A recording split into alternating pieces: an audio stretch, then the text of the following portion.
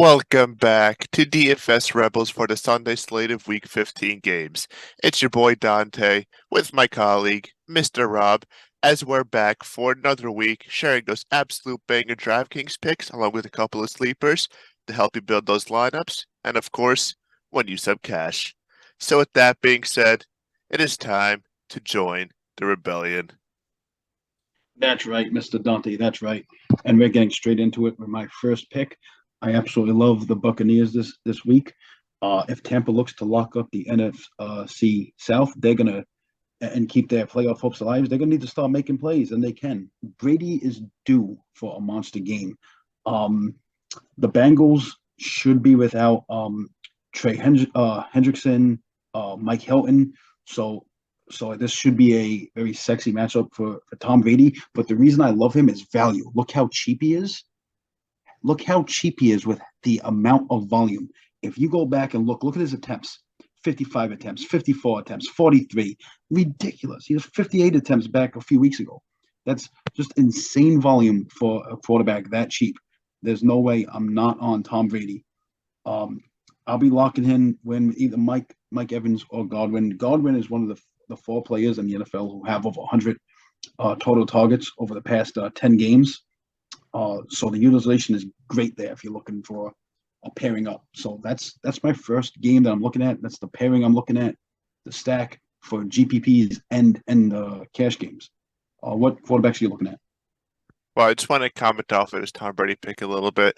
The value is definitely there. He is the GOAT. You're probably never going to see Tom Brady this cheap, or you probably never have seen Tom Brady this cheap before. My only concern is that, yes, I know the Bengals defense are without two great stars tomorrow, but this is the same Bengals defense that did contain Mahomes a couple of weeks ago. But then again, Tom Brady's going to be playing hard now. He wants to win the NFC South, doesn't want to miss out on the playoffs. So I definitely do like it. The values there, like you said. My quarterback, at least my first one, is going to be an obvious one. He's the most expensive quarterback on the slate, but rightfully so. Jalen Hurts at 8,200 a DraftKings salary. This guy is probably the MVP favorite now. He just murdered my Giants last week. I am obviously not happy about that because I am a Giants fan. Don't like rooting for the Eagles, but got to give respect's due. Hurts murdered my murdered my Giants last week. He, Miles Sanders, AJ Brown, Devontae Smith all had great games last week, and I expect more of the same this week against a Bears defense. I'd like to think is even worse than my Giants defense. And again, for the second week in a row, I think Miles Sanders would be a great stack up with him because especially if they pull away late, they'll be ranking Miles Sanders a lot. And to get those, quick points, I think he'll be thrown to both AJ Brown, Devontae Smith a lot. The Bears defense are without pretty much everybody now. They traded Roquan Smith away. They traded every Robert Quinn away. Like there's really nobody in the defense anymore other than Eddie Jackson. So I really think it's going to be a monster day for the Eagles offense tomorrow. Yes, the prices are high, but the ceiling is even higher. All right. Yeah, I like that. I like that. I like that a lot. I want to move on to my next game that I really like. I think you're on this one too. I'm looking at that Chiefs Texans game. Um, it's Isaiah Pacheco season. I think this is finally the game script where you're going to see the end zone work. He's a 2 touchdown favorite currently. They should be way ahead in that game, and I even expect Mahomes and Kelsey to sit out in the second half, and that will just help Pacheco go off against the Texans' 32nd run defense. I'm not afraid of Jerick McKinnon this week at all, and I'm going to be running it back with Chris Moore because Nico Collins is out. Brandon Cooks has been asking for asking for a trade all season. I think he's faking his injuries just not to play. Um, I think Chris Moore is the absolute play, but I'm not the only one playing him. His ownership is sky high. He's a lock in cash, absolute lock. You could take a few shots on him in GPP, but Chris Moore with Isaiah Pacheco is the next stack that I'm running, and in the next game that I'm looking at. What stacks do you like? So as for another stack that I really do like, it's a simple stack. It's going to be for the Falcons Saints game. It is officially Desmond Ritter season. They announced him as a starter for going forward for the rest of the season. So Desmond Ritter, one of the cheapest, or probably the cheapest starting quarterback on the slate, only 5,200 a DraftKings salary. And I like to stack up with Drake London, who's actually a cheap receiver, only 4,700 a DraftKings salary. So I expect them to find that chemistry early and often. You're going to see the future of this Falcons offense, and I think they're going to be in great hands with these guys. They both can ball out. They both are great in college. Drake London already was great in certain games this year, and I expect him to really start hitting that ceiling, or at least getting closer to it, with Ritter throwing to him now, because Ritter definitely be throwing the ball more than Marcus Mariota did. So I really like that. But also on the other side, on the other sideline, I am looking at Chris Olave, the Saints receiver, top receiver on the Saints now. He's 6,500, nice modest salary heading into this week. And the Falcons defense is ranked 27th against opposing wide receivers. They've been giving points left and right to opposing wide receivers. We can go back multiple games the last couple of weeks. I don't have a lot of stats written down here, but all I know is that the Falcons defense definitely gave some monster games to guys like Brandon Ayuk and guys in the past. I expect Chris Olave to have a nice game tomorrow, at least minimum to hit Valley. Who knows, could potentially go even more. And now just heading into my running backs, because you already brought up yours. Obviously, I like Pacheco, but you already got into him. I really like Derrick Henry tomorrow, running against the Chargers defense. I know Derrick Henry slumped a little bit as of late, and so is the Titans offense. But if Derrick Henry gets going, the Titans offense will get going. And the Chargers defense has been weak against stopping the run all season long. Derrick Henry is still Derrick Henry, still going to have his great games. So I expect him to really start getting back on track tomorrow against the Chargers. And another running back I really do like is David Montgomery of the Bears, mostly because Khalil Herbert's out and their top two wide receivers in Chase Claypool, Darnell Mooney are both hurt. So I'll probably be running the ball a lot. So I really do like David Montgomery tomorrow. He's only 6,300 DraftKings salary. And just one more player I'd like to throw at you in that Bears-Eagles game on the Bears sideline is Cole Kmet, pretty much for the same reason I just said. Their top two pass catchers in Claypool and Mooney are out. So when Fields throws the ball, he'll be looking at Cole Kmet for a majority of the throws for majority of the targets. All right, I like that. I like that. You just talked about Derrick Henry. Absolutely love him tomorrow. The Chargers have struggled against the run. They're ranked 28th against the run. They allow close to 150 yards per game.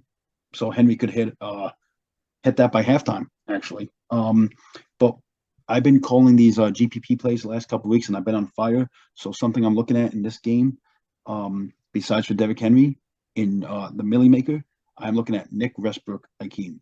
I'm targeting him in about 90% of all my GPPs. His route running, his target shares are up. I think he's the one I'm looking for to take me to that next level. Then I'm going to move on to a tight end real quick, because I'm looking at Greg Dulcich. I'm not going to get into statistics, but Brett Ripien, who will be taking center with Russell Wilson out. Ripien abuses the tight end. So a week after Dulcich was a bit of a letdown and 35% owned, no one's going to be looking at him again with the backup quarterback. So I'm going to be all over him against. They're going to go up Arizona. That's atrocious against any pass. So I will be locking him in majority of my GPPs as well. I will also be looking back at the Tennessee game for Tannehill's new toy, Chig Okonkwo. He's been on fire. I'm playing him in cash and GPPs though. And looks like Treylon Burks is out, so there's no reason why he's not going to have a nice floor for this game. What tight ends do you like? What other games do you like? Well, in terms of tight end, really the one I written down is Cole Kmet, who I already spoke about briefly before. As for other games, but I just want to go back to one more player actually with the Chargers Titans game. This time on the Chargers, I really do like Mike Williams tomorrow. The Titans defense has been terrible against wide receivers all year. And Mike Williams has been Justin Herbert's big play guy. So obviously, Mike Williams should be a great lineup pick tomorrow. And another game I'm keeping my eye on too is the Lions-Jets game, mostly because of the matchup. The Jets defense has been stingy all year versus the Lions offense has been scoring great. But however, on the other side, I really am looking at Garrett Wilson versus a Lions defense is still ranked 30th against wide receivers. I know the Lions defense has been slowly improving as of late, but this secondary is fresh off of allowing Justin Jefferson to have 223 or 220 something receiving yards last week against them, which is atrocious. So I expect Garrett Wilson to have a nice game tomorrow with the Jets. I know Zach Wilson is back under center, but you see Garrett Wilson was the only consistent great receiver, even when Zach wasn't playing. So I expect him to have a nice day tomorrow. I expect it to be a better game than most people think. The Lions will have their fair share of points. Obviously, Ross St. Brown will probably see the Sauce Gardner matchup most. So if that's the case, I do kind of like Charking it for a second week in a row because Chark was also nice to fantasy last week. But I think that's a game where there's a couple of great starts on both sides. You know what? I love that. I absolutely do love that. I only have one more to talk about, and I should have talked about it when I was talking about Tom Brady and Godwin over there. I will be running that game heavily. Tom Brady, Godwin, sometimes Evans, even the tight end Otton, and I will be running it back with the Bengals. Jamal Chase, the Bucks secondary is in shambles, and Jamal Dean is likely to miss this game as well. Jamal Chase is easily the best receiver on this slate besides Devontae Adams. And in my prediction is going to be the highest scoring game on the slate. So I'm locking in Chase. And I'm honestly the only defense I'm really locking in is Philadelphia. But that's it for me. You can take us home. Just real quick for my defense that I really like tomorrow. I feel like not a lot of people are talking about the Panthers defense. They've been underrated all season long. They've held their own against the Seahawks last week, and this week they got the Steelers, whose offense ranked 25th against opposing defenses. Steelers are good for turning the ball over a couple of times per game, and the Panthers are one of the actually cheaper defenses on the slate. So I really do like the Panthers defense tomorrow. But yeah, those are our picks. Those are our value plays, sleepers. Got Rob's always got his sleepers every week, which are great low owned guys. So those are our picks for this week, where we've been hot, both of us winning money every week, taking home some nice prizes. Looking to continue that this week, obviously. If you like what you see here, make sure you give us a subscribe, or at the very least, like our videos. Consider donating to our Patreon so you get access to our spreadsheets along with 24/7 access to our Discord servers where both Rob and I are available to help you make those last minute lineup adjustments or last minute lineup starts. But at the very least, just continue listening to our podcast. We really do appreciate it. Give us those likes, subscribe, and yeah, it's time to win some big money. It's time to join the rebellion.